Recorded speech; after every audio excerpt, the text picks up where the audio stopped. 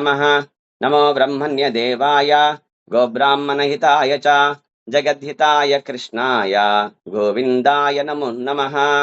हे कृष्णा करुणा सिन्धो दीनबन्धो जगत्पते गोपेश गोपिका कान्ता राधा कान्ता नमोस्तुते। सप्तकाञ्चन गौराङ्गी राधे वृन्दावनेश्वरी वृषभानुसुते देवी प्रणमामि हरिप्रिये। वाञ्छाकल्पतरुभ्यश्च कृपा सिन्धुभ्य एव च पतितानां पावनेभ्यो वैष्णवेभ्यो नमो नमः। जय श्री कृष्ण चैतन्य प्रभु नित्यानंद श्री अद्वैत गदाधर श्रीवासादि गौर भक्त वृंदा। हरे कृष्णा कृष्ण कृष्ण हरे हरे हरे राम राम राम हरे हरे। हरे कृष्ण। జపటాక్ తరగతికి అందరికీ వైష్ణవులందరికీ స్వాగతం సుస్వాగతం. అర్హతల్లి నాకు ఈ అవకాశం కల్పించిన పరమ గురువు పరమ పూజ్య శ్రీ జయపతాక స్వామి గురు మహారాజ్ గారికి, వారి గురుదేవులైన పూజ్యశ్రీ పరమ పూజ్యశ్రీ భక్తి వేదాంత స్వామి శ్రీల ప్రభుపాద వారికి, మరియు శిక్షా గురువులైన పూజ్యశ్రీ రూపేశ్వర చైతన్య ప్రభు, పూజ్యశ్రీ వైష్ణవ కృప ప్రభు, పూజ్యశ్రీ రఘునందన్ సేవక్ ప్రభు, పూజ్యశ్రీ విపిన విహార రామచంద్ర ప్రభు, పూజ్యశ్రీ వేణుమాధవ్ ప్రభు, పూజ్యశ్రీ జై గోవింద్ ప్రభు మరియు వైష్ణవులందరికీ దండవాద ప్రణామాలు. హరే కృష్ణ. ఈరోజు 2వ అధ్యాయం 62వ శ్లోకం, ధ్యాయతో విషయాన్ పుంసః అనే శ్లోకం చెప్పుకుందాము. 2:62. హరే కృష్ణ. ఓం నమో భగవతే వాసుదేవాయ. ఓం నమో భగవతే వాసుదేవాయ. ఓం నమో భగవతే వాసుదేవాయ.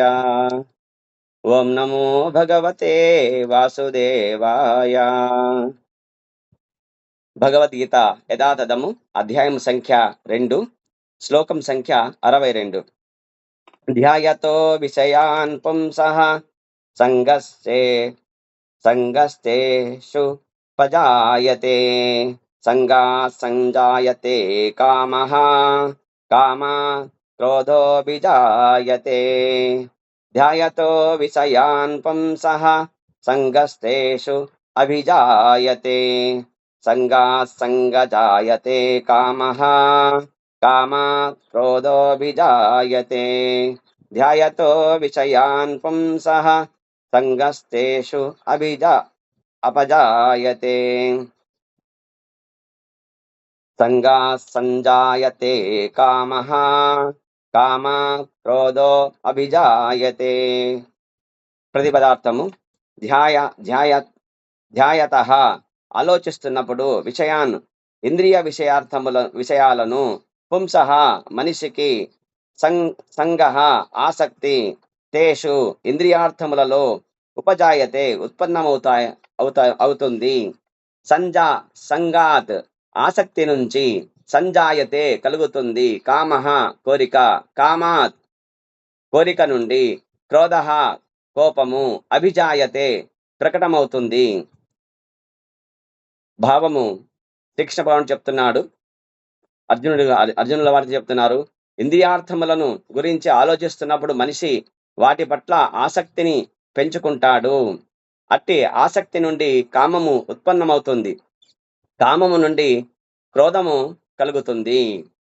ఇక భావం భాష్యం తెలిపిన భక్తి వేదాంత స్వామి శ్రీల ప్రభుపాద్ కి జై, శ్రీల ప్రభుపాద్ కి జై. ఇక ప్రభుపాదుల వారు భావం చెప్తున్నారు.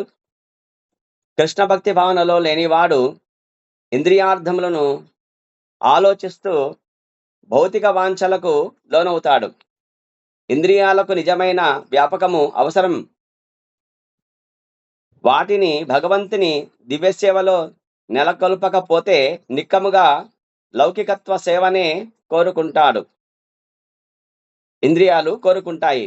శివుడు బ్రహ్మతో పాటుగా ఇక స్వర్గలోకాలలోని ఇతర దేవతల గురించి చెప్పేదేమున్నది? శివుడు బ్రహ్మతో పాటుగా ఈ భౌతిక జగత్తులోని ప్రతి ఒక్కడు ఇంద్రియ విషయాల ప్రభావానికి లోనవుతారు. ఈ సంసార చిక్కు నుండి బయటపడడానికి కృష్ణ భక్తి భావనలో ఉండడమే ఏకైక పద్ధతి. హరి బోల్. శివుడు తీవ్రమైన ధ్యానములో నెలకొనిన పార్వతీదేవి ఇంద్రియ ప్రీతికి చలింప చేసినప్పుడు ఆమె కోరికను సమ్మతించాడు. తత్ఫలితంగా కార్తికేయుడు జన్మించాడు. భక్తుడైన హరిదాస ఠాగూరులు యువకునిగా ఉన్నప్పుడు మాయాదేవి అవతారము అదే విధంగా మోహింపజేయడానికి ప్రయత్నించింది. కానీ శ్రీకృష్ణుని ఎడ తన అనన్య భక్తి కారణంగా హరిదాస్ ఠాగూర్లు ఆ పరీక్షలో సులభంగా నెగ్గారు. ఇంతకు ముందు పేర్కొనబడిన శ్రీ యమునాచార్యుల శ్లోకములో వివరించినట్లు శ్రద్ధావంతుడైన భగవద్భక్తుడు భగవాని సాంగత్యములో ఆధ్యాత్మిక ఆనందము పట్ల ఉన్నతమైన రుచి కారణంగా సమస్త భౌతిక భోగాలను త్యజిస్తాడు. అదే విజయ రహస్యము. కనుక కృష్ణ భక్తి భావనలో లేనివాడు కృత్రిమంగా అనచడం ద్వారా ఇంద్రియ నిగ్రహములో ఎంతటి శక్తివంతుడైనా చివరకు విఫలం కావడం నిశ్చయము. ఎందుకంటే కించిత్తు ఇంద్రియ భోగ తలంపైన కోరికలను తీర్చుకొనేందుకు అతనిని ప్రేరేపితుని చేస్తుంది.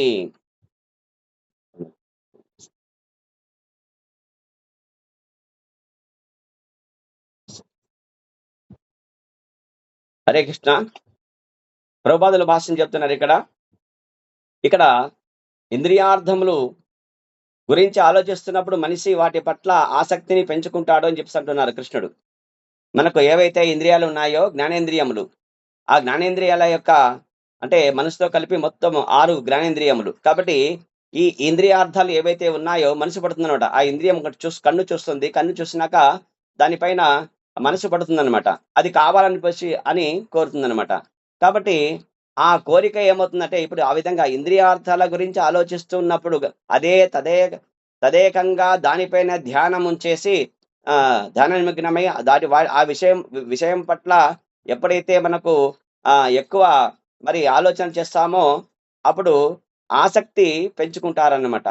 కాబట్టి ఒకరు ఆ విధంగా ఆసక్తి పెంచుకుంటే గనక మరి ఈ కన్ను అనే ఇంద్రియం చేస్తుంది, ఒక వస్తువుని చూస్తుందన్నమాట. వస్తువుని చూస్తే ఆ వస్తువు ఎంతో అందంగా ఉంది, లేదా అటువంటి వస్తువు నా దగ్గర లేదు, ఆ వస్తువు నాకు కావాలి అని భావిస్తుందన్నమాట. అప్పుడు ఆ భావన ఎవరు చేస్తారు అంటే మనసు చేస్తుంది. కాబట్టి మనసు పడుతుందన్నమాట ఆ వస్తువు పైన. కన్ను పడ్డ తర్వాత మనసు పడుతుంది.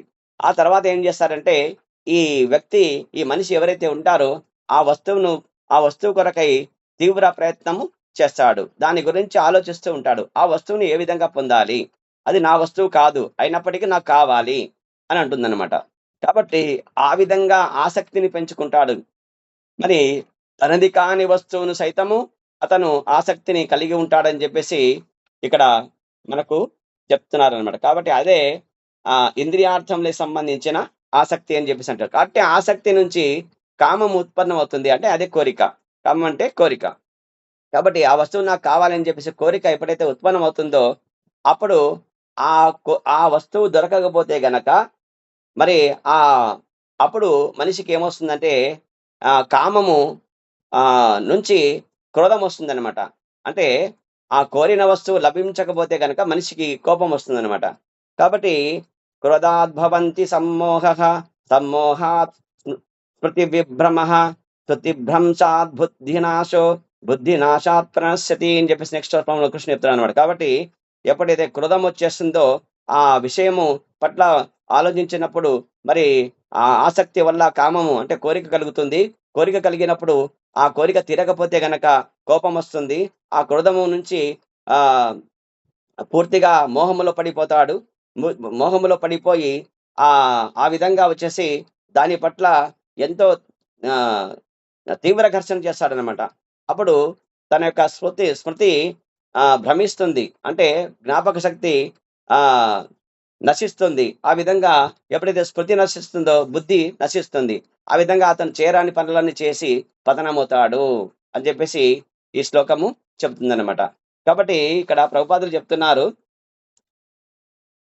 ఎవరైతే ఇంద్రియాల పట్ల మరి ఆసక్తి, ఇంద్రియార్థముల పట్ల ఆసక్తిని కలిగి ఉంటారో వాళ్ళు మరి కోరికలలో పడిపోతారు. ఈ కోరికే మనిషిని పతనం చేస్తుంది అని చెప్పేసి బందీని చేస్తుంది. కాబట్టి ఈ భౌతిక ఈ త్రిగుణాలు ఏవైతే ఉన్నాయో ఈ బంధకారకాలుగా అవి మారుతాయి. కాబట్టి ఆ విధంగా వచ్చేసి అప్పుడు కోరిక నుంచి మనకు క్రోధం వస్తుంది. ఇవి 6 శత్రువులు మనిషికి అని చెప్పేసి చెప్తున్నారనమాట.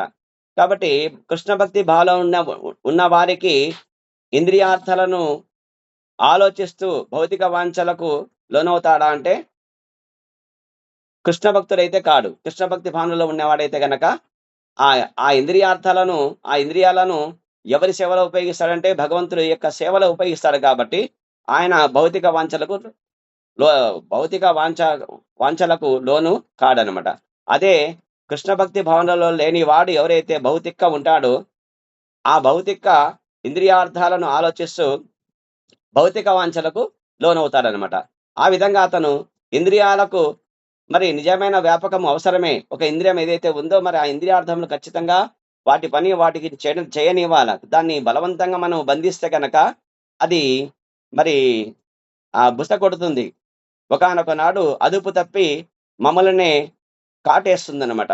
కాబట్టి ఇంద్రియార్థాలు మరి ఏవైతే ఉన్నాయో వాటిని ఆ వ్యాపకము అవసరమే వాటికి. ఆ వ్యాపకాన్ని మనము కట్టడి చేయడానికి వీలు లేదు.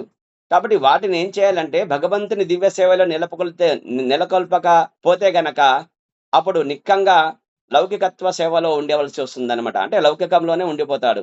నాకు ఆ ఇల్లు కావాలి, ఆ కారు కావాలి, మరి నేను దేశాధ్యక్షుడు కావాలి, రాజకీయ నాయకుడు కావాలి అని చెప్పేసి ఈ విధంగా భౌతికంలో వచ్చేసి చిక్కుకొనిపోతాడు, పతనమైపోతాడు అని చెప్తారనమాట. కాబట్టి ఈ భౌతిక జగత్తులో ఉండే అందరూను మరి మనిషికి 4 ఏవైతే లోపాలున్నాయో అసంపూర్ణ ఇంద్రియాలు, భ్రమకు లోనవ్వడము, మోస ప్రవృత్తి, తర్వాత తప్పులు చేయుట అనే విషయంలో ఈ ఇంద్రియార్థాలు ఎంతో ఇంకా బలంగా వాటికి సహకరిస్తాయన్నమాట.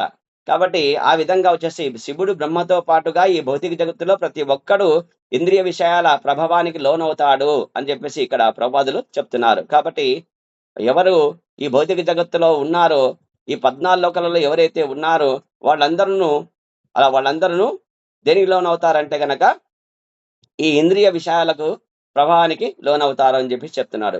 ఇక్కడ ఈ సంసార చిక్కు నుండి బయటపడడానికి మరి ఏకైక మార్గము పద్ధతి ఏదంటే కృష్ణ భక్తి భావనలో ఉండడము. హరే కృష్ణ కృష్ణ కృష్ణ హరే హరే, హరే రామ రామ రామ హరే హరే అని హరే కృష్ణ మహామంత్ర జపము చేస్తూ మరి కీర్తన చేస్తూ మరి కృష్ణ ప్రసాదాన్ని స్వీకరిస్తూ మరి ఆధ్యాత్మిక గురువు యొక్క ఆధ్వర్యంలో మనము జీవితం గడిపినప్పుడు మాత్రమే అదే కృష్ణ భక్తి భావన అనేది అదే ఏకైక పద్ధతి.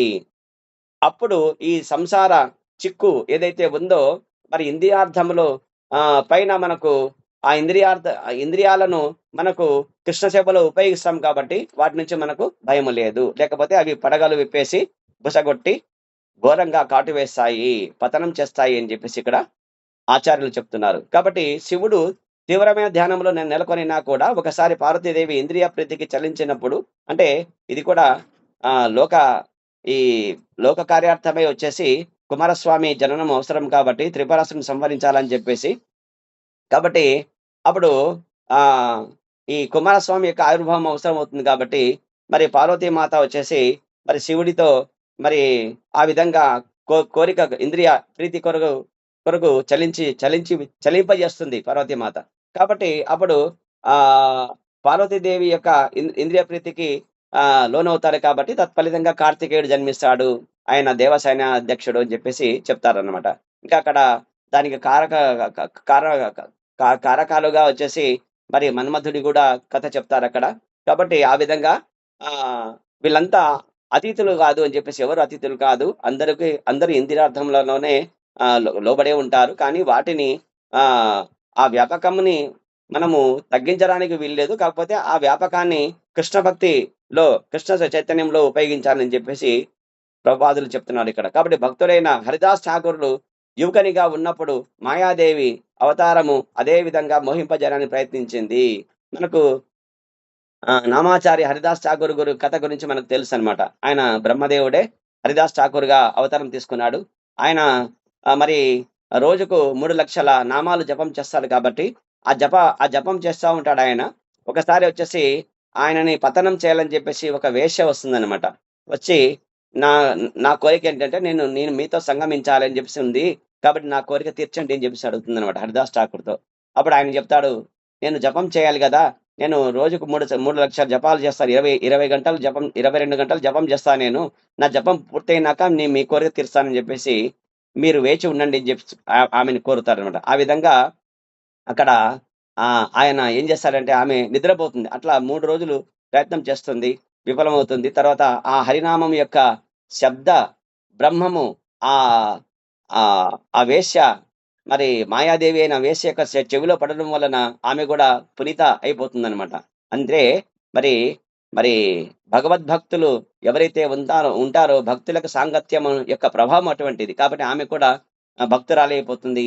ఆమె శిష్యురాలైపోయి హరినామాన్ని జపించేస్తుంది అని చెప్పేసి ఇక్కడ ఆచార్యులు మనకు చెప్పిన కథ ఇక్కడ చెప్తుంది. కాబట్టి ఆ విధంగా మోహింప చేస్తుంది కానీ కృష్ణుని ఎడ ఎవరికైతే అనన్య భక్తి కారణంగా మరి హరిదాస్ ఠాకూర్ ఏం చేస్తారు ఆ పరీక్షలో సులభంగా నెగ్గినాడనమాట ఆయన. కాబట్టి ఆమెనే భక్తురాలుగా చేసేసినాడు. ఆమెనే మార్చేస్తాడు. కాబట్టి ఈ విధంగా శ్రీ యమునాచార్యులు శ్లోకంలో కూడా మరి శ్రద్ధావంతుడైన భగవద్భక్తులు భగవాను సాంగత్యంలో ఆధ్యాత్మిక ఆనందమును ఆనందం అనే రుచిలో ఉంటాడు కాబట్టి ఈ భౌతికమైన రుచిని ఆయన ఆశించాడని చెప్పేసి శ్రీ యమునాచార్యులు ఇక్కడ చెప్పారనమాట. కాబట్టి మనం ఎటువంటి రుచిని ఆనందాన్ని ఆధ్యాత్మిక ఆనందం కంటే రుచి అయిన ఆనందం ఇంకొకటి భౌతిక జగత్తులో లేదు కాబట్టి తుచ్చమైనది కాబట్టి ఆధ్యాత్మిక ఆనందం పట్ల అనేది భౌతికానందం అనేది ఆధ్యాత్మిక ఆనందం పట్ల తుచ్చమైనది కాబట్టి అవి ఈ రహస్యం వలన అతడు భౌతిక భోగాల పట్ల ఎక్కువగా మరి త్యజిస్తాడనమాట ఆ హరిదాస్ ఠాకూరులు. అదే విజయ రహస్యం. కనుక కృష్ణ భక్తి భావనలు లేనివాడు కృత్రిమంగా అణచడం ద్వారా మరి ఇంద్రియ భోగములో ఎంతటి శక్తివంతుడైన చివరకు విఫలము కావడం నిశ్చయము అని చెప్పేసి అంటాడు. కాబట్టి కృష్ణుడు చెప్తాడనమాట. కాబట్టి ఆ ఇంద్రియార్థాలు ఏవైతే ఉన్నాయో అవి వాటిని అణచలేం అర్జున అని చెప్తాడనమాట. కాబట్టి ఎందుకంటే కించిత్ ఇంద్రియ భోగ తలంపైన కోరికలను తీర్చుకునేందుకు అతన్ని ప్రేరేపిస్తుంది. కాబట్టి మనిషిని ప్రేరేపిస్తుంది. ఆ విధంగా మరి ఏవైతే ఆ కామము, క్రోధము, లోభము, మోహము, మదము, మాత్సర్యము అని ఇవి అరిషడ్డు వర్గములు ఏవైతే ఉన్నాయో ఈ 6 మనిషికి శత్రువు అని దానికి సంబంధించి మరి మనకు ఈరోజు వచ్చేసి మరి హిరణ్యకశ్యపుడు భక్త ప్రహ్లాద శ్రీ నరసింహస్వామి ఆవిర్భావం కాబట్టి రేపు 30వ తారీఖు కాబట్టి నరసింహ చతుర్థి కాబట్టి ఈరోజు ద్వాదశి కాబట్టి నరసింహస్వామి అవతారం సంబంధించి ఇక్కడ హిరణ్యకశ్యపుడు అహంకారంగా ఉంటాడు.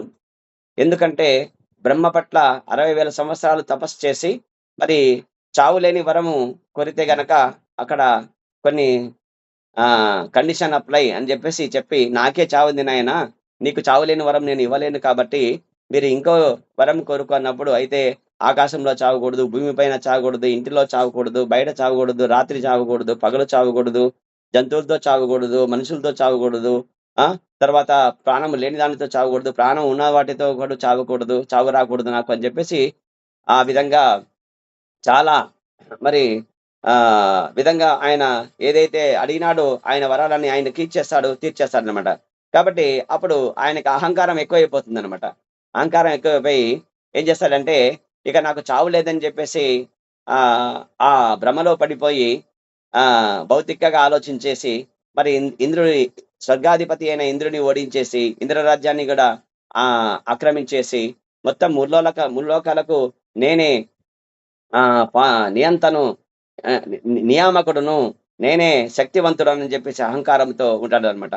మరి అట్టి అహంకారి యొక్క పుత్రుడుగా మన భక్త ప్రహ్లాదుడు. కాబట్టి ప్రహ్లాద్ మహారాజ్ వచ్చేసి ఆయన యొక్క వినయము ఏ విధంగా ఓడిస్తుంది అహంకారాన్ని.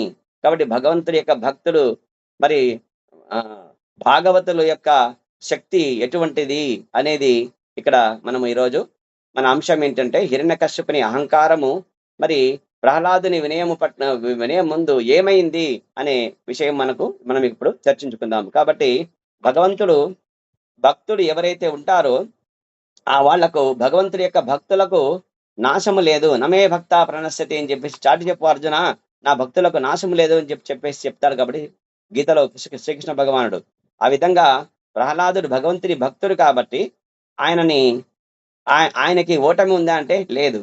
కాబట్టి నేనే బలవంతుణ్ణి అని చెప్పేసి దంభో దర్పో అహంకారం కలిగిన అసుర స్వభావం కలిగిన మరి ఈ అసుర స్వభావాలు ఎవరైతే ఉంటారో వాళ్ళకి ఓటమి అంటే అటువంటి అసుర స్వభావంతో ఉండే హిరణ్యకశ్యపుడికి ఓటమి ఉంటుంది తప్ప మరి ప్రహ్లాదుడికి మాత్రం ఎప్పుడు విజయమే వరిస్తుంది. ఎందుకంటే భగవంత్ భక్తుడు. కాబట్టి ఇక్కడ ఇక్కడ మనకు ఈ ప్రహ్లాదుడి ఉదంతం వచ్చేసి ప్రహ్లాదుడు సాంగత్యంలో వచ్చేసి అసురబాలలు అంటే ఇంకా స్కూల్కి వెళ్తాడు ప్రహ్లాదుడు. కాబట్టి గురుకులానికి వెళ్తారు. మరి మరి ప్రపంచానికి చక్రవర్తి, ఈ మొత్తం 3 లోకాలకు చక్రవర్తి ఎవరంటే హిరణ్యకశ్యపుడు, దానవుడు రాక్షసులకు రాజు ఆయన. కాబట్టి ఆయన కుమారుడు రాజకుమారుడు కాబట్టి మరి రాక్షస గురువు ఉన్నారు శుక్రాచార్యులు, అతని కుమారులు చండామార్కులు అని చెప్పేసి 2 ఉంటారనమాట. వాళ్ళు ఆ గురుకులం ఏదైతే ఉందో ఆ గురుకుల పాఠశాలకు వచ్చేసి వాళ్ళు టీచర్లు అనమాట అక్కడ. కాబట్టి చండామార్కులు అక్కడ ఉంటారు. కానీ ఈ ప్రహ్లాదుడి యొక్క సాంగత్యం వల్ల అసుర బాలలంతా వచ్చేసి భక్తిలో పురోగమిస్తూ ఉంటారనమాట. కాబట్టి ప్రహ్లాదుడు ఆ బాలలకు తన తోటి విద్యార్థులకి సత్యం చెప్తా ఉంటాడు. ఏదైతే సత్యమో ఆయన మరి తన గురువు యొక్క మరి దేవర్షి నారదులు చెప్పినట్లు భాగవతం శ్రవణం చేస్తుంటాడు. తల్లి గర్భమును ఎందే ఉన్నప్పుడే శ్రవణం చేస్తుంటాడు. కాబట్టి ఆయనకు పరమ సత్యం తెలుసు కాబట్టి భాగవతుడు కాబట్టి ఆ విధంగా వచ్చేసి ఆయన చెప్పేది నారాయణ మంత్రాన్ని జపిస్తూ ఉంటాడు నిరంతరము. హరే కృష్ణ కృష్ణ కృష్ణ హరే హరే, హరే రామ రామ రామ హరే హరే అని హరినామాన్ని మరి నిరంతరము జపిస్తూ ఉంటాడు. కాబట్టి మరి ఏది ఎవరు సత్యము ఎవరు నిత్యము అనేది విషయం చెప్తాడు. కాబట్టి ఆ విధంగా వచ్చేసి తన తోటి విద్యార్థులకు మరి బోధిస్తున్నప్పుడు వాళ్ళకు ఆ కీర్తన రూపంలో మరి వాళ్ళకు చెప్పినప్పుడు ఆ రాక్షస బాలులందరూ అసుర బాలులందరూ ఏమవుతారంటే భక్తిలో పురోగమిస్తుంటారు.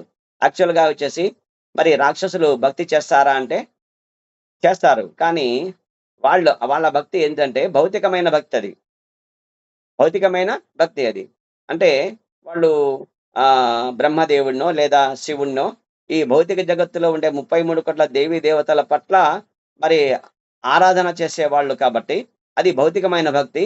అది పురోగతి కానే కాదు అని చెప్పి ఆచార్యులు చెప్తారు. కాబట్టి భక్తి పురోగమించడము అంటే ఏంటంటే కృష్ణ భక్తి, కృష్ణుడి యొక్క భక్తుడు, కృష్ణుడే దేవాది దేవుడు.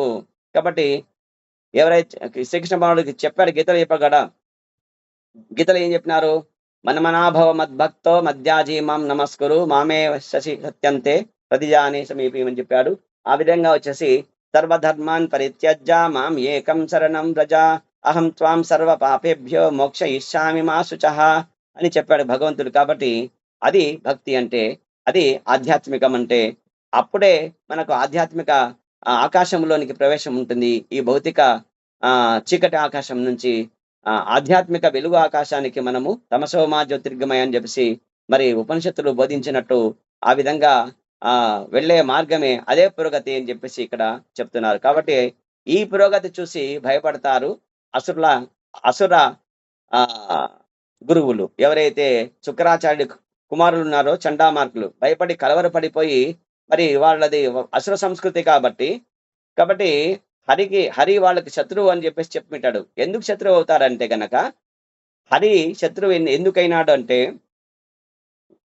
చాలా చాలా సందర్భాల్లో వచ్చేసి దేవదానవ యుద్ధం జరిగినప్పుడు మరి దేవతల రక్షణార్థం వచ్చేసి ధర్మాన్ని పరిరక్షించే బాధ్యత విష్ణువు. కాబట్టి ఆయన ధర్మ సంస్థాపనార్థాయ సంభవామి యుగే యుగే యుగే అన్నట్టు మరి అసురులను నిర్దించడానికి ఆయన అవతరిస్తాడు కాబట్టి అసురుడు అంటే విష్ణువుని మరి శత్రువుగానే భావిస్తారనమాట. అందున కూడా ఏమవుతుందంటే తన తమ్ముడు హిరణ్య అక్షుడు ఏం చేస్తాడంటే మరి భూమిని తస్కరించి రసాతలంలోకి పడేస్తాడనమాట. కాబట్టి ఆ రసాతలంలో పాడేసినప్పుడు మరి భూమి సృష్టిలో మరి బ్రహ్మ యొక్క సృష్టిలో జీవులకు మరి స్థానం ఏది అంటే కాబట్టి ఖచ్చితంగా భూమి అవసరం అని చెప్పేసి మరి ప్రార్థించినప్పుడు ఆ భగవానుడే మరి వరాహ యజ్ఞవరాహ అవతారం శ్వేతవరాహ అవతారంగా వెళ్ళి మరి ఆ రాక్షసుడు హిరణ్య అక్షుడితో యుద్ధం చేసి చంపేసేసి ఆ భూమిని రక్షిస్తాడు కాబట్టి అప్పుడు ఆయనకి ఇంకా కోపం వచ్చేస్తుంది. నా తమ్ముడు చంపిన వాడు ఆ రాక్షసుడు నాకు శత్రువు అని చెప్పేసి అప్పటి నుంచి భావిస్తాడనమాట. కాబట్టి అప్పుడు వెంటనే వచ్చేసి దైత్యరాజు దగ్గరికి వెళ్తారు వీళ్ళు చండామార్కులు. ఓ రాజా, ఓ దానవాగ్ని వినండి. మీ కుమారుడు వచ్చేసి ప్రహ్లాదుడు భక్తిలో పురోగమిస్తున్నాడు. ఏ భక్తిలో? కృష్ణ భక్తిలో పురోగమిస్తున్నాడు. ఎప్పుడు చూసినా హరే కృష్ణ హరే కృష్ణ కృష్ణ కృష్ణ హరే హరే హరే రామ రామ రామ హరే హరే అని కృష్ణ కథలు చెప్తున్నాడు. మరి హరినామాన్ని హరికీర్తన చేస్తున్నాడు. ఆ విధంగా వచ్చేసి నారాయణ మంత్రం శ్రీమన్నారాయణ భజనం నాద హరే శ్రీనాథ హరే నాద హరే శ్రీనాథ హరే. మనకు నాదుడు ఎవరంటే శ్రీనాథుడే, శ్రీకృష్ణ భగవానుడే అని చెప్పేసి అక్కడ ఆ ఆ బాలుడు ఆ బాల ప్రహ్లాదుడు మరి తోటి విద్యార్థులకు మరి నిజమైన భక్తిలో పురోగమించేటట్టు చేస్తాడనమాట. అది వినగానే ఆ విధంగా నీ కుమారుడు చేస్తున్నాడు, మన ఏదైతే అసుర బాలులంతా వచ్చేసి చెడిపోతున్నారు, భ్రష్టుపడుతున్నారు, మరి విష్ణు భక్తులు అవుతున్నారు. అప్పుడు ఎప్పుడైతే విష్ణు భక్తులు అయితే నిన్ను ద్వేషిస్తారు, మరి నీ అధికారాన్ని అంగీకరించరు అని చెప్పేసి చెప్తే అప్పుడు ఆ దానవుడు ఎప్పుడైతే హిరణ్యకశ్యపుడు ఆ మాట వింటాడో గురువులు చెప్పిన వెంటనే చాలా కోపం వచ్చేస్తుంది. వెంటనే ప్రహ్లాదుని వధించాలని చెప్పేసి నిర్ణయించుకుంటాడు. ఎందుకంటే అతని యొక్క కోరిక ఏంటంటే అహంకారంతో వచ్చేసి నేనే ఈ లోకాలకన్నటికి పాలకుణ్ణి నేనే అంటాడనమాట. అంటే నాకంటే గొప్పవాడు ఇంద్రియ నిగ్రహం కలవాడు ఎవరు లేదని చెప్పి అనుకుంటాడు.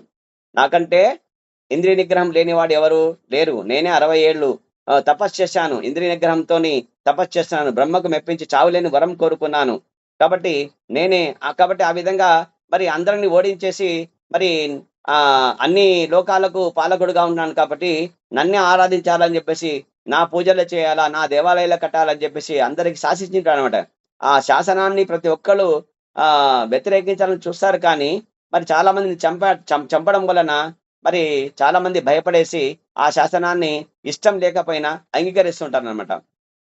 కాబట్టి ఈ ప్రహ్లాదుడు ఈ విధంగా చేస్తున్నాడంటే గనక తన కొడుకే తనకు విరోధంగా చేస్తున్నాడంటే వినక లోకములో అంతా నాకు వ్యతిరేకం అవుతుంది. కాబట్టి ఇటువంటి పిల్లవాడు ఉంటే నాకు ప్రమాదం అని చెప్పేసి నా నా యొక్క నియంత నా యొక్క అధికారానికి అడ్డు అని చెప్పేసి మరి ఈ భౌతిక జగత్తులో వచ్చేసి మరి అధికారం కోసం ఈ విధంగానే చేస్తారు. రాజకీయ నాయకులు కావచ్చు, రాజులు కావచ్చు, చక్రవర్తులు కావచ్చు. ఈ భౌతిక జగత్తులో ఉండే అపరాధాలు ఏవైతే 4 అపరాధాలు ఏవైతే ఉన్నాయో ఆ అపరాధాల ప్రకారంగా వాళ్ళు ఖచ్చితంగా తప్పులు చేసే తీరుతారు. కాబట్టి ఆ విధంగా ఇక్కడ తప్పు చేస్తున్నాడు.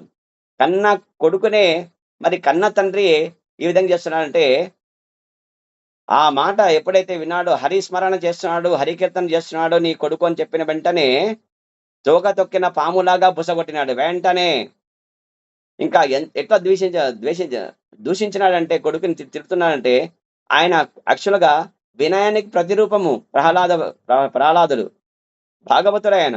కాబట్టి వినమ్రము కలిగి ఉంటాడు. అందులో చిన్న పిల్లవాడు, 5 ఏళ్ల బాలుడు. తర్వాత స్వభావరీత్యా చేసే ఆయనని దూషించాలా అని కూడా ఎవరికి అనిపించదు. అటువంటి ప్రహ్లాదుని అటువంటి మరి పరమ భక్తుని ప్రహ్లాదుని పరుషవాక్యాలతో తిడతాడనమాట తండ్రి. ఒరి మొండివాడా అంటాడు. ఒరి మొండివాడా, మందమతి, కులనాశక, నా శాసనాన్ని అతిక్రమిస్తున్నావు నీవు, నిన్ను ఈరోజు యమపురికి పంపిస్తాను అని చెప్పేసి ప్రహ్లాదుని సొంత కొడుకునే నిన్ను చంపేస్తాను నేను ఇప్పుడు అని చెప్పేసి చెప్పి కోపంగా అంటాడనమాట. నా కోపానికి ముల్లోకాలే కంపిస్తాయి. ఎందుకంటే 3 లోకాలు మొత్తం 14 లోకాలన్నీ లోకపాలకులంతా ఈయనకు సరెండర్ అయ్యుంటారు యుద్ధంలో ఓడిపోయి. కాబట్టి ముల్లోకాలకు నేను అధికారిని. నా శాసనము ఈ ముల్లోకాలు నా కోపాన్ని ఈ ముల్లోకములో ఎవరు తట్టుకోలేరు. అందరూ భయపడి కంపిస్తారు. ఏమి అది నీకు తెలుసు. అయినా ఎవరి బలము చూసుకొని నీవింత ధైర్యంగా ఉన్నావు అని అడుగుతాడనమాట. నీకింత ధైర్యం ఎక్కడిది? ఈ బలము ఎవరి బలం తీసుకొని నీవింత ధైర్యంగా ఉన్నావో చెప్పు. కాబట్టి నిర్భయుడవై ఉన్నావు నీవు. భయము అసలు లేకుండా పోయింది నీకు. నా భయం లేకుండా అందరూ నన్ను చూసి భయపడతారు. గడగడ వణుకుతారు అన్ని లోకాల వాళ్ళు. కాబట్టి నా శాసనాన్ని ధిక్కరిస్తున్నావు అని చెప్పేసి అహంకారంతో మాట్లాడతాడనమాట. నేనే ఈ లోకాల పాలకుడిని అని చెప్పేసి అనుకుంటాడు మూర్ఖంగా. కానీ ఏమంటాడు? కొడుకుని ఓరి మొండివాడా, మందమతి, కులనాశక అని చెప్పి తిడుతున్నానమాట. సత్యం తెలియక, అజ్ఞానంలో ఉండి. కాబట్టి ఆ విధంగా నా శాసనాన్ని ధిక్కరిస్తున్నావు నీవు అని చెప్పి అహంకారంతో మాట్లాడతావు. నేను చెప్పిన మాట వినడం లేదు అని చెప్పేసి మాట్లాడితే అప్పుడు తండ్రి పలికిన మాటలకి ప్రహ్లాదుడు ఏం భయపడాడు అసలు. భయపడకుండా, ఓ రాజా, నా బలానికి మూలమే నీ బలానికి కూడా మూలమే అని తెలుసుకో అని చెప్తాడనమాట. నా బలానికి మూలమే నీకు ఈ బలము ఎవరి బలము చూసుకొని నీవింత ధైర్యంగా ఉన్నావు అని చెప్పి ప్రశ్నించాడు కాబట్టి, నా బలానికి మూలమే నీ బలానికి మూలమని తెలుసుకో. అంటే నీవు నాకు ఇంత బలముంది, నేను నా శాసనాన్ని ఎవరు ధిక్కరించలేరు, నేను బలవంతుని చెప్పినావు కదా, ఆ నీ బలము ఎక్కడిది, ఎవరిది అనుకున్నావు? మరి నా బలానికి మూలమైన భగవంతుడి యొక్క శక్తి, నీలో ఉండే శక్తి కూడా అదే. కాబట్టి మీరు తెలుసుకోండి, నీ శక్తి ఎక్కడిది అంటే కృష్ణుడిది. నీ శక్తి నీది కాదు. నా శక్తి నాది, నేను జయించాను అనుకుంటున్నావు. కాబట్టి చిరోదక సాయి రూపంలో ఉండే విష్ణువు నీ హృదయం నుంచి బయటకు వచ్చేస్తే గనక నువ్వు శమమైపోతావు అనే విధంగా అక్కడ చెప్తున్నాడు. కాబట్టి నా బలానికి మూలమే నీ బలానికి కూడా మూలమే. నిజానికి అన్ని బలాలకు మూలము ఒక్కటే. ఎవరు? ఆ దేవాది దేవుడు శ్రీకృష్ణ భగవానుడు. అన్ని బలాలకు మూలము ఎవరు అంటే శ్రీకృష్ణ భగవానుడు అని చెప్తున్నాడు. కాబట్టి స్థావర జంగమాలు గాని, ఉచ్చ నీచములు గాని, బ్రహ్మతో పాటు సకల జీవులు ఆ దేవదేవుని బలము చేతనే నియంత్రించబడుతున్నాయి. ఇది సత్యం తండ్రి అని చెప్తాడనమాట. కాబట్టి స్థావర జంగమాలు ఏవైతే ఉన్నాయో, స్థావరం ఉన్నట్టు కథలనేవి అంటే చెట్లు, జంగమములు అంటే కదిలేవి.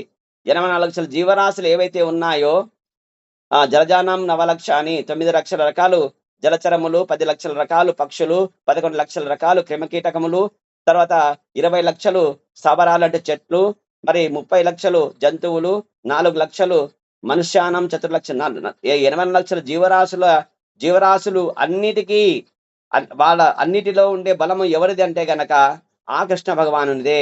కాబట్టి ఆ ఉచ్చనీచాలు చూడు భగవంతుడు. చీమ అని, బ్రహ్మ అని, చీమకు తక్కువ చూపు చూడము, బ్రహ్మదేవుడని ఎక్కువ చూపు చేయడం ఉండదు భగవంతుడికి. అన్నిటా ఉంటాడు. సర్వంతర్యముగా అందరి హృదయస్థ పరమాత్మగా ఉంటాడు. ఆయన హృదయస్థ పరమాత్ముడు శ్రీకృష్ణ భగవానుడు. ఆయన బలమే నీ బలము, నీకున్న బలము అది నీది కాదు అని చెప్పేసి చెప్తారనమాట. కాబట్టి అయినా తండ్రి ఈ అసుర స్వభావాన్ని విడిచిపెట్టు అంటాడు. కాబట్టి నేనే బలవంతుణ్ణి, నేనే జయించాను అని చెప్పడం అనేది నిజానికి ఆ బలం నీది కానప్పుడు నాది అనడం అనేది ఏదైతే ఉందో దాన్ని అసుర స్వభావం అంటారు. కాబట్టి ఆ అసుర స్వభావాన్ని వదిలే తండ్రి అని చెప్పేసి హితబోధ చేస్తున్నాడు. కాబట్టి నీది ఆ స్వభావం ఏదైతే ఉందో, మరి ఆ అసుర స్వభావాన్ని విడిచిపెట్టాలంటాడు. ఏ విధంగా ఉండాలంటే సమః శత్రౌ చ మిత్రే చ తథా మానాపమానయోః అని చెప్పేసి మరి భక్తుడు ఏ విధంగా ఉండాలో చెప్తున్నాడు ఇక్కడ. భక్తుడు భక్తి యోగంలో చెప్పినాడు కదా, భక్తి యోగంలో శ్రీకృష్ణ భగవానుడు చెప్పాడు. భక్తుడి యొక్క లక్షణాలు చెప్తున్నాడు ఇక్కడ. 18-19 శ్లోకాలు. సమః శత్రౌ చ మిత్రే చ తథా మానాపమానయోః శీతోష్ణ సుఖ దుఃఖేషు సమసంగ వివర్జితః తుల్య నిందా స్తుతిర్మౌని సంతుష్టోయేన కేనచిత్ అనికేత స్థిరమతి భక్తిమాన్ మే ప్రియో నరః అని చెప్పినాడు. అంటే శత్రుమిత్రుల పట్ల సమభావం కలిగి ఉండేవాడు అంటే ఇష్టము కృష్ణుడికి. కాబట్టి భక్తుడు అని అని చెప్తాడు. కాబట్టి మానము అంటే గౌరవం ఇచ్చినా, అవమానం చేసినా, మరి మరి శీత ఉష్ణములు చలిగా ఉన్నా, లేదా ఉష్ణముగా ఉన్నా, సుఖ సుఖం సుఖంగా ఉన్నప్పుడు కూడా, దుఃఖంగా ఉన్నప్పుడు కూడా, నిందిస్తున్నప్పుడు కూడా, ఎవరైనా స్తుతిస్తున్నప్పుడు కూడా మరి సమచిత్తం కలిగిన వాడే. కాబట్టి ఆ విధంగా సమచిత్తుడు కలిగి ఉండాలి. కాబట్టి ఎల్లరి పట్ల సమభావం కలిగి ఉండాలి అని చెప్తున్నాడు. కాబట్టి సర్వదా సర్వదా మరి దుష్ట సాంగత్యం నుంచి దూరం ఉండాలి అని చెప్తున్నాడు. కాబట్టి ఎల్లప్పుడూ మౌనంగా ఉండాలి. కృష్ణుడి గురించే మాట్లాడాలి. వేరే ప్రజాల్ప మాట్లాడకూడదు. మౌనంగా ఉండాలి అని చెప్పి దేనితోనైతే సంతుష్టిగా ఉంటాడో మరి దేనితోనైనా సంతృష్టి చెందుతాడు. పూరి గుడిసైనా ఒకటే, తర్వాత మరి పర్ణశాల అయినా ఒకటే, లేదా పెద్ద అంతస్తు అంతస్తు అంత అంత 1000 అంతస్తులు కలిగిన అంతఃపురం కలిగినా ఒకటిగా భావిస్తాడు. అటువంటి సమచిత్తం కలిగి ఉండాలి. కాబట్టి నివాసం ఏదైనా మరి పట్టించుకోకుండా జ్ఞానముతో సుస్థిరంగా భక్తియుక్త సేవలు నెలకొన్న వాడే నాకు అత్యంత ప్రియుడు అని చెప్పి కృష్ణుడు చెప్పాడు కాబట్టి ఆ విధంగా మనం ఉండాలి నాయన అని చెప్పేసి తండ్రితో చెప్తాడనమాట. కాబట్టి ఈ అసలు స్వభావం ఇవన్నీ లేని వాళ్ళ స్వభావాలు ఎవరంటే ఇవన్నీ ఇప్పుడు ఇక్కడ చెప్పేవి శత్రుమిత్రుల పట్ల సమభావము ఉండేవాడు. లేనివాడు ఎవరు? రాక్షస స్వభావం, అసలు స్వభావం అది. కాబట్టి మానము అవమానాలు వేరు వేరుగా చూస్తాడు.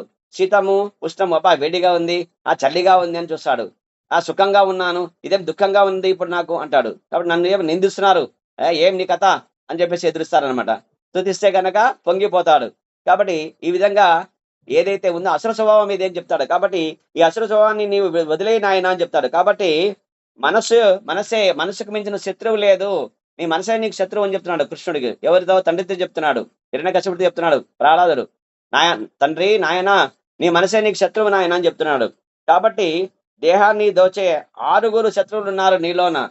నువ్వేమో నేను అందరూ ఈ 14 లోకాలంతా జయించినాను, నాకు శత్రువులే లేరు, నేను చెప్పినట్టే అందరూ వింటున్నారు, నా శాసనానికి ధిక్కరించే వాడు ఎవడే లేడు అని చెప్తుంటాడు. కానీ నీలోనే ఉన్నారు 6 శత్రువులు. అరిషడ్ వర్గములోన కామ, క్రోధ, లోభ, మోహ, మరి ఈ విధంగా కామ, క్రోధ, లోభ, మద, మాత్సర్యములు అని చెప్పేసి మోహ, మద, మాత్సర్యములు, కామ, క్రోధ, లోభ, మోహ, మద, మాత్సర్యములు, ఈ అరిషడ్ వర్గాలు ఏవైతే ఉన్నాయో ఈ నే దేహంలో ఉండే 6 శత్రువులను ఇంకా జయించలేదు. నేనేదో గొప్పగా జయించాను, నేనేదో గొప్పగా ఉన్నాను అని చెప్పి అంటున్నావు, నా శాసనం ధిక్కరించలేరని చెప్పి అంటున్నావు. కానీ నువ్వు ఇంకా జయించలేదు. ఇంకా నీ శత్రువులు నీ దశ దిశలలో నువ్వు శత్రువులు జయించి ఉండొచ్చును కానీ నీ దేహంలో ఉండి శత్రువులు నువ్వు జయించలేదు. కాబట్టి నువ్వు నాకు శత్రువులే లేరు అని చెప్పడం అనేది అబద్ధం ఇది అని చెప్తాడనమాట. నీకు శత్రువులు ఉన్నారు, నీలోనే ఉన్నారు అని చెప్తాడు అనమాట. ఎవరికి? తండ్రితో. కాబట్టి అప్పుడు హిరణ్యకశిపుడు ఇంకా రెచ్చిపోతాడు. రెచ్చిపోయి పళ్ళు పటపట కొరుకుతాడు. కొరికి ఏమి ఇంద్రియ నిగ్రహము నాకంటే ఓరి మందమతి అంటాడు. నీకు మతి ఉందా? నీకు మందగించింది మతి. 60,000 సంవత్సరాలు తపస్సు చేశాను కదా, మరి నాకంటే ఇంద్రియ నిగ్రహం కలవాడు ఎవరున్నారు చెప్పు అంటాడు. నేనే ఇంద్రియ నిగ్రహం కలవాడు చెప్తాడనమాట. కాబట్టి రెచ్చిపోయి మరి నాకంటే గొప్పవాడు నీకు తెలీదా? 60,000 సంవత్సరాలు నేను మరి నిగ్రహంతో ఉన్నట్టు నీకు తెలియదా? కాబట్టి నీకు చావు దగ్గర వచ్చింది కాబట్టి ఈ విధంగా నువ్వు మాట్లాడుతున్నావు. కాబట్టి మందమతి అయిపోయినావు, నీకు చావు మూడింది నీకు. కాబట్టి ఇష్టం వచ్చినట్టు నా దగ్గర మరి తిరిగి మాట్లాడుతున్నావు నీవు అని చెప్పేసి వెంటనే ఆయనకి చాలా కోపం వచ్చింది. వచ్చి సరే ఎక్కడ చెప్పు, నిన్ను రక్షించే నీ భగవంతుడు ఎక్కడ చెప్పు, ఎక్కడున్నాడో చెప్పు అంటే, ఎక్కడున్నాడు? అంతటా ఉన్నాడు, ఎక్కడ లేడని చెప్పు అని అడుగు నువ్వు, అంతేగాని ఎక్కడున్నాడు అడుగుతావు ఏంటి అని చెప్పి అంటాడు. కాబట్టి ఇందుగలడు అందు లేడన్న సందేహము వలదు, ఎందెందు వెతికినే అందందే గలడు, చక్రి సర్వోపగతుండు దానవాగ్రని వింటే ఒకటి ఇక్కడ లేడని చెప్పేసి నేను చెప్పలేను తండ్రి, అంతటా ఉన్నాడు, ఆయన లేని చోటే లేదు. కాబట్టి ఆయన సర్వాంతర్యామి. కాబట్టి ఆయన అంతటా ఉన్నాడు, విశ్వమంతటా వ్యాపించి ఆయనే విశ్వము, ఆయన వేరు విశ్వం వేరు కాదు. కాబట్టి ఆయన లేని చోటు లేదు అని చెప్పేసి తండ్రితో అంటాడు అనమాట. అయితే నీవు చెప్తున్నావు కదా ఈ స్తంభంలో ఉన్నాడా చెప్పు, అంతటా ఉంటే గనక ఈ స్తంభంలో ఉన్నాడా అంటే ఉన్నాడు అంటాడు అనమాట. అప్పుడు వెంటనే ఆ స్తంభాన్ని తన పిడికిలితో గుద్ది మరి ఖడ్గం తీసుకొని మరి ఆ ఆ విష్ణువు నా వైరి చంపాలని చెప్పేసి సిద్ధమవుతాడనమాట. ఎప్పుడైతే ఆ స్తంభము పగిలిందో అందులో నుంచి నీ ఆరాధ్య దేవమును ఎవరు రక్షిస్తారో చూస్తావు. నిన్ను రక్షిస్తాడా లేదా తను రక్షించుకుంటాడా నీ ఆరాధ్య దేవం చూస్తా నేను అంటాడనమాట. అహంకారంతో నేనే బలవంతుని అనుకుంటాడనమాట. నాదే బలం అనుకుంటాడు. కాబట్టి అనుకొని ఆ విధంగా బుద్ధే లోపల ఆ స్తంభం నుంచి మరి బ్రహ్మాది లోకాలు గజగజ వణికే విధంగా అన్ని లోకాలలో విస్తరించే భయంకరమైన శబ్దం వస్తుందనమాట. ఆ శబ్దం నుంచి నరసింహస్వామి వచ్చేస్తాడు. జై. తల సింహంకు తల కలిగి ఉండి తర్వాత హరి నరహరి కాబట్టి నరుడి యొక్క దేహంతో కలిగి మరి ఘోరమైన మరి భీకరమైన ఆకారంతో వచ్చేసి ఆకాశమంత ఎత్తులో ఉంటాడు. ఆ భగవంతుడు వచ్చేసాడు. ఆయన యొక్క గర్జనకి అన్ని లోకాలలో వినిపిస్తుంది. ఆ గర్జన ఆ పిడుగు కంటే గొప్ప శబ్దాన్ని చేస్తూ మరి స్తంభాన్ని చీల్చుకొని వచ్చినప్పుడు చేసి అన్ని లోకాల వాళ్ళు అయ్యో ఏదో ప్రళయం వస్తున్నట్టుంది అని చెప్పి అందరూ భయపడతారు. అన్ని 14 లోకాల వాళ్ళంతా లోకవాసులంతా మరి ఈయన గర్జన కూడా వినబడుతుంది. సింహ గర్జన చేస్తూ మరి ఎంతో కోపంగా వచ్చేసి ఆ ఆ విస్మయం చెందుతాడు. ఎవరి అనా అని చెప్పేసి. ఎవరు? హిరణ్యకశ్యపుడు. అటు మనిషి కాదు, ఇటు మృగం కాదు అని చెప్పేసి. సరే ఈయనే హరి నా శత్రువు ఉన్నట్టున్నాడు కాబట్టి ఈ విధంగా అవతారం దాల్చి వచ్చినాడు కాబట్టి ఈయనని ఎదుర్కోవాలా, చంపాలని చెప్పేసి మరి ఖడ్గము గదతో వెళ్తాడనమాట. వెళితే ఒక పురుగును పట్టినట్టు పట్టుకొనేసి మరి వదిలేస్తాడనమాట. వదిలేస్తే మళ్ళీ నా శక్తిని చూసి భయపడి వదిలినాడు అనుకుంటాడు. మళ్ళీ ఖడ్గాన్ని తీసుకొని డాలోని తీసుకొని మళ్ళీ మళ్ళీ ఇక పైకి వెళ్తాడు. భగవంతుడి పైన వెళ్తాడు.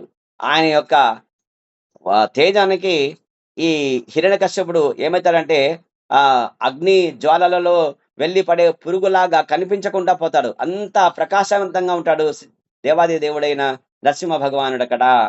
ఆ విధంగా ప్రకాశంలో ఆయనని శరీరాన్ని పట్టుకొని పురుగు యొక్క రెక్కలు పీకేసినట్టు, కాళ్ళు పీకేసినట్టు, చేతులు అంటే అవన్నీ కాళ్ళు చేతులన్నీ పీకేసి మరి ఆ శరీరాన్ని పట్టుకొని మరి ఎక్కడికి వెళ్తాడంటే గనక ఆయనకి ఇంటిలో గాని బయట గాని చావు లేదు కాబట్టి గడప పైన కూర్చొని తన తొడల పైన పడుకోబెట్టేసి కడుపుని తన గోళ్లతో తవకర కమల వరే నఖ అద్భుత శృంగా దళిత హిరణ్య కశిపో తను బృంగా కేశవద్రీత నరహరి రూప జై జగదీశ హరే జై జగదీశ హరే జై జగదీశ హరే.